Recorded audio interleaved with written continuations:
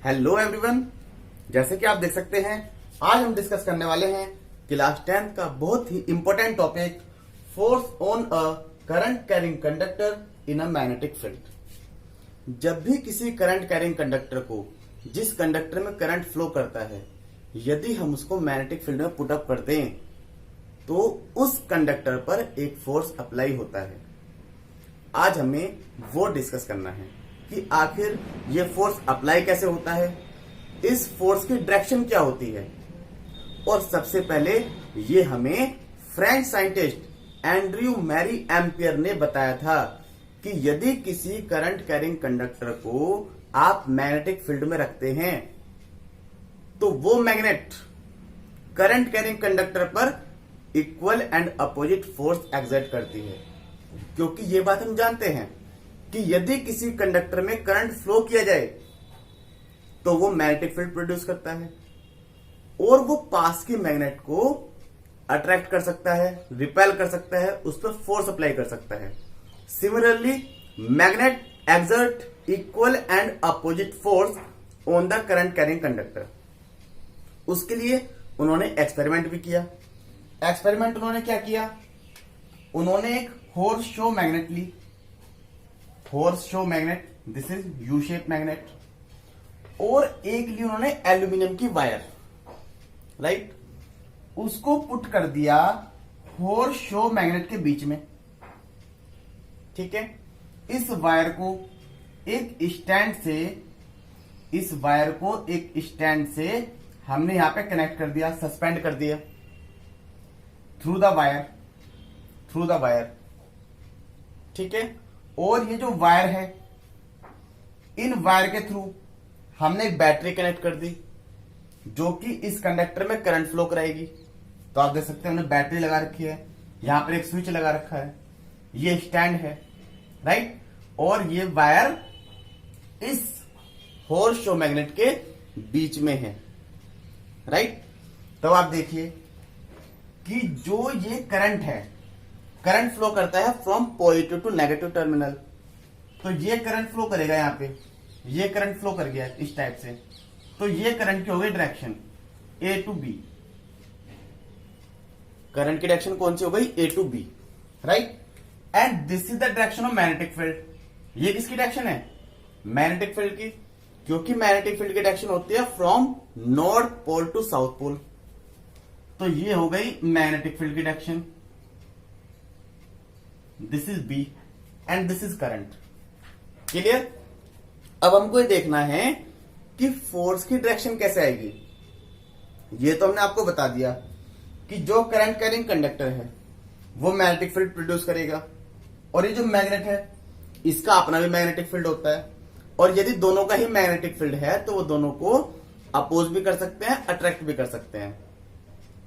क्यों, क्योंकि दोनों का मैग्नेटिक फील्ड एक दूसरे से स्ट्राइक करेगा। तो उस कंडीशन में मैरी एम्पियर ने बोला कि मैग्नेट भी उस करंट कैरिंग कंडक्टर पर फोर्स अप्लाई करेगी।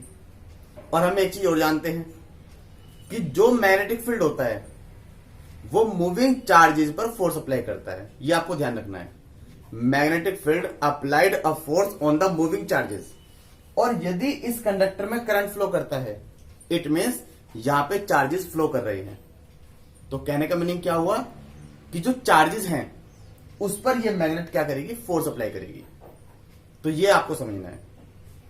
तो हमें इतनी बात तो समझ में आ गई कि जब भी किसी करंट कैरिंग कंडक्टर को हम प्लेस करते हैं मैग्नेटिक फील्ड में तो उस पर एक फोर्स अप्लाई होता है। अब हमको ये देखना है कि आखिर इस फोर्स की डायरेक्शन किस साइड होगी। ये जो वायर है वो किस डायरेक्शन में डिफ्लेक्ट होगी, उसको डिस्कस करने के लिए हमें एक रूल पढ़ना पड़ता है जिसको बोलते हैं फ्लेमिंग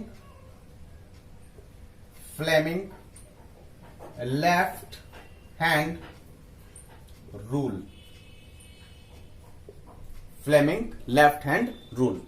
तो आप देखिए कि जो हमारा करंट है, करंट जिसकी डायरेक्शन है from A to B, right, inside the board. हमने क्या कंसिडर किया कि बोर्ड के प्लेन के इनसाइड है, तो आप इसको कंसिडर कीजिए इनसाइड। क्योंकि करंट फ्लो कर रहा है A to B inside, right. और जो ये मैग्नेटिक फील्ड है, मैग्नेटिक फील्ड बी, इसकी डायरेक्शन है from north to south, that will be upward. कौन सी डायरेक्शन है? अपवर्ड डायरेक्शन है। तो हमें डायरेक्शन बतानी है फोर्स की, कि फोर्स किस डायरेक्शन में होगा, ठीक है। तो इसके लिए हम स्टडी करते हैं फ्लेमिंग लेफ्ट हैंड रूल। तो फ्लेमिंग लेफ्ट हैंड रूल ये कहता है कि आपको अपने लेफ्ट हैंड की फोर फिंगर, मिडिल फिंगर और थंब को म्यूचुअली परपेंडिकुलर होने चाहिए और इस टाइप से रख लेना है। Clear? This is the thumb, this is the four finger and this is the middle finger, central finger, right. और ये जो फोर फिंगर है ये रिप्रेजेंट करते हैं magnetic field, centre finger represent the current, then the thumb represent the force on the conductor. तो सबसे पहले आपको क्या करना है कि इस तरीके से इन तीनों फिंगर्स को स्ट्रेच कर लेना है और सबसे फर्स्ट कंडीशन में आपको फोर फिंगर लेके जानी है किसकी डायरेक्शन में? मैग्नेटिक फील्ड की डायरेक्शन में, ठीक है। तो आप देखिए, क्योंकि मैग्नेटिक फील्ड है अपवर्ड, तो ये हम लेके चले गए अपवर्ड। क्लियर? उसके बाद ये जो करंट है, करंट, क्योंकि हम थ्री डायमेंशनल की बात कर रहे हैं, ये जो करंट है ये है इनसाइड, हमने इसको इनसाइड कंसिडर किया है। तो मैग्नेटिक फील्ड तो यहीं पर रहेगा। अब आपको ध्यान से देखना है, ये मैग्नेटिक फील्ड है और ये हो गया करंट, यहां पे घूम गया करंट अंदर की साइड, ठीक है। तो this is the magnetic field and this is the current inside. तो जो थंब है ये रिप्रेजेंट करेगा फोर्स। तो आप थंब देख सकते हैं किस डायरेक्शन में आया है, थंब आया है राइट डायरेक्शन में। तो इसका आंसर क्या आ जाएगा? राइट।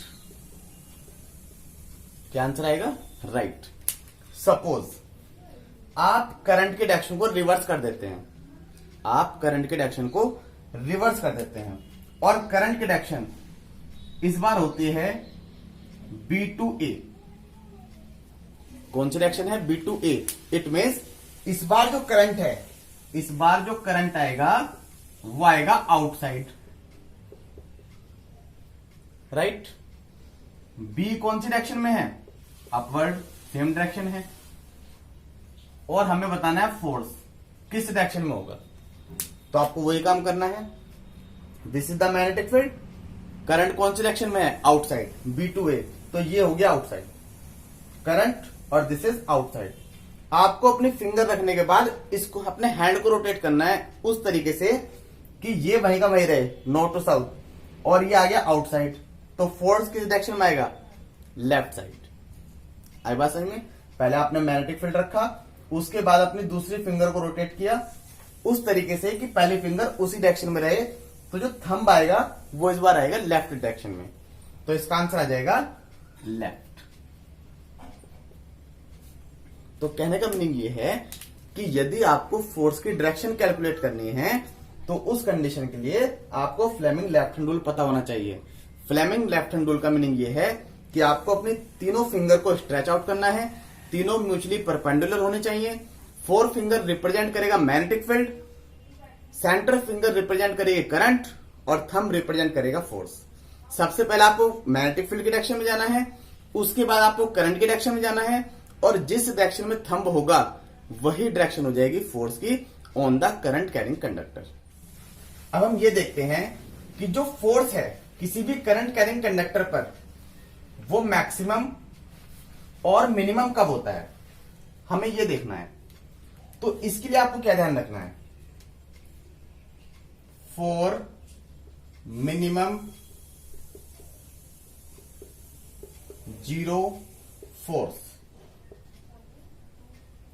यानी कि कंडक्टर पर कोई फोर्स एप्लीकेबल ना हो, जीरो फोर्स एप्लीकेबल हो।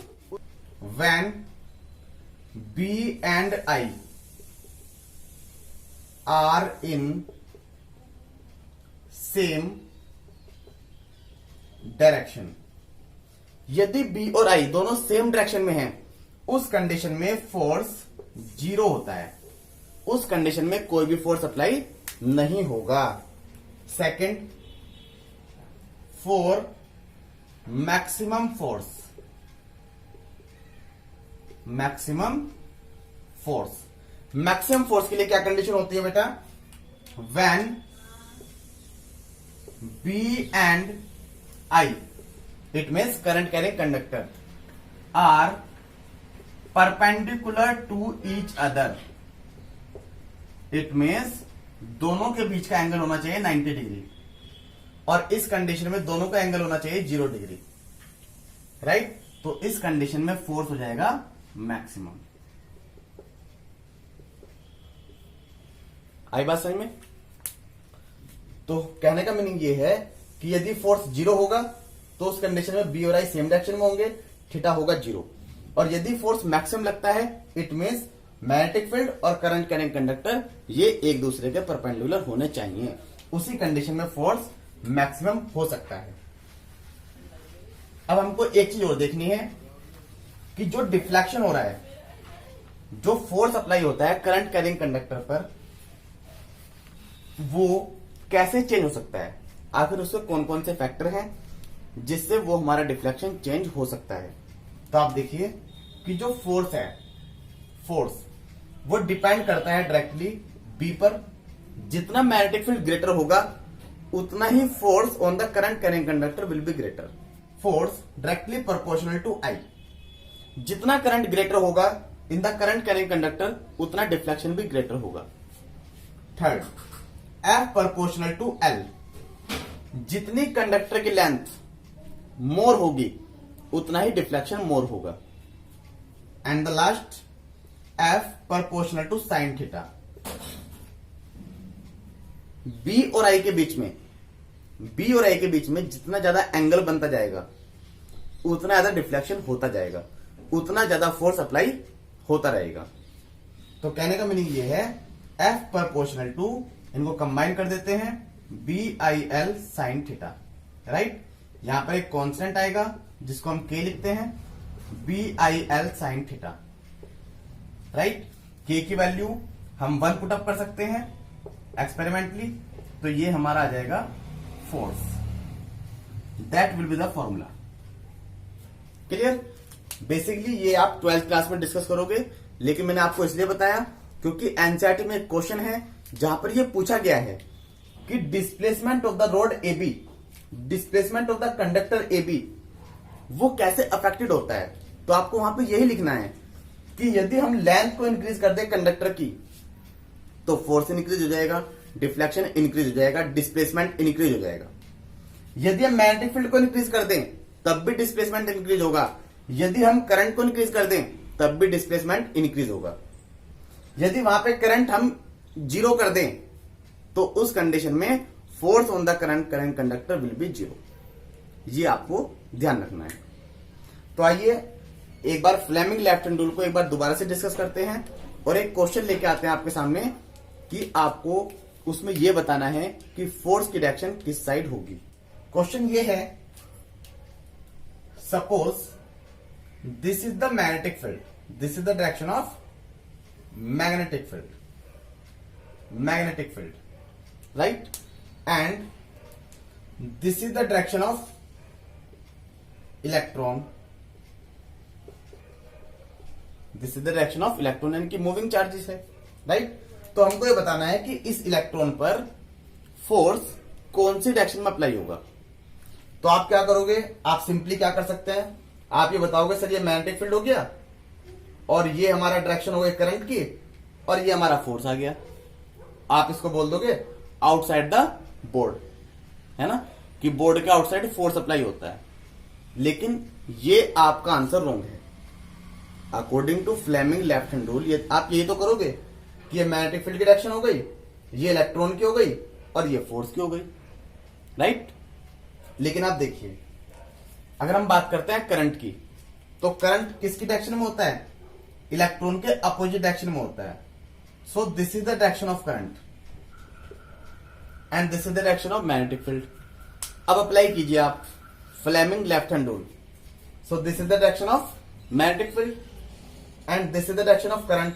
तो ये डायरेक्शन हो गई करंट की this is the direction of magnetic field, this is the direction of current and this is the direction of force. आप देख सकते हैं मैग्नेटिक फील्ड, और इसको फिर ऊपर की साइड कर लीजिए आप, तो ये हो जाएगा करंट, और ये थंब कौन सी डायरेक्शन में जा रहा है, इनसाइड द बोर्ड। तो उसका क्या आंसर आ जाएगा, इनसाइड द बोर्ड। तो इस टाइप से आप फ्लेमिंग लेफ्ट हैंड रूल की हेल्प से ये पता कर सकते हैं कि किस डायरेक्शन में फोर्स अप्लाई होता है। तो आज हमने डिस्कस किया है कि यदि किसी करंट कैरिंग कंडक्टर को हम मैग्नेटिक फील्ड में पुट करते हैं तो उस पर एक मैकेनिकल फोर्स अप्लाई होता है, और उसकी डायरेक्शन हम फ्लेमिंग लेफ्ट हैंड रूल से कैलकुलेट कर सकते हैं। वो फोर्स कौन कौन से फैक्टर पर डिपेंड करता है ये भी मैंने आपको बताया। फोर्स जीरो कब होता है और मैक्सिमम कब होता है ये भी मैं आपको बता चुका हूं। Thank you class.